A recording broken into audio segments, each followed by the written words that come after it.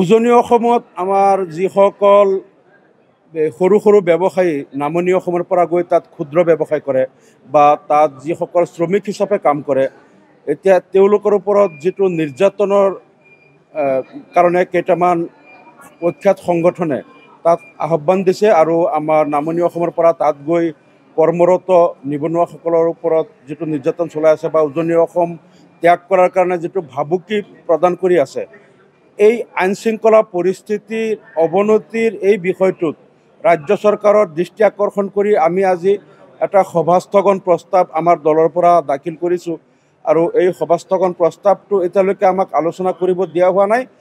অধ্যক্ষ মহোদয়ে কৈছে যে মুখ্যমন্ত্ৰী মহোদয় আহিলে এই বিষয়টো উত্থাপন কৰিব দিব আৰু তেতিয়া মুখ্যমন্ত্ৰীয়ে ইয়াৰ ওপৰত তেখেতৰ বিবৃতিটো দিব। কিন্তু আমি এটা কথা দাবী কৰিম আৰু এতিয়াও দাবী কৰিছোঁ যে অসমখন সমগ্ৰ অসমৰ অসমীয়া আৰু অসমবাসীৰ কাৰণে সমগ্ৰ অসমৰ য'তে ত'তে বিচৰণ কৰা, ব্যৱসায় কৰা, কাম কৰাৰ অধিকাৰ আছে।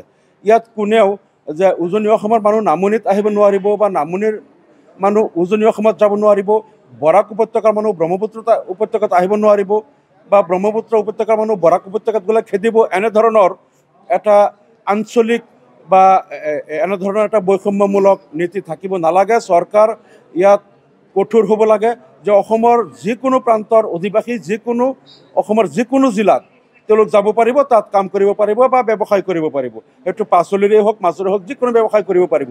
আৰু যদিহে অসম চৰকাৰে এইটো সুনিশ্চিত কৰিব নোৱাৰে যে নামনি অসমৰ কোনো শ্ৰমিক বা ব্যৱসায়ী উজনি অসমত যাব নোৱাৰিব, তাত তেওঁলোকে খেদি পঠিয়াব, চৰকাৰে তেওঁলোকক সুৰক্ষা দিব নোৱাৰে বা চৰকাৰ যদি ব্যৰ্থ হয়, তেনেহ'লে চৰকাৰে এই লোকসকলক তেওঁলোকক চাকৰি দিয়ক বা সংস্থাপনৰ ব্যৱস্থা কৰক।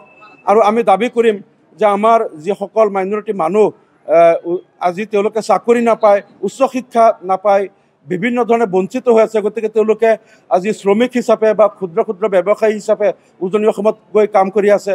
এতিয়া তেওঁলোকক তাৰ পৰা খেদি পঠাব বিচাৰিছে। গতিকে আমি ৰাজ্য চৰকাৰক দাবী জনাম যে আমাৰ এই মাইনৰিটি মানুহসকলৰ কাৰণে কমপক্ষেও 10% ৰিজাৰ্ভেশ্যন দিব লাগে।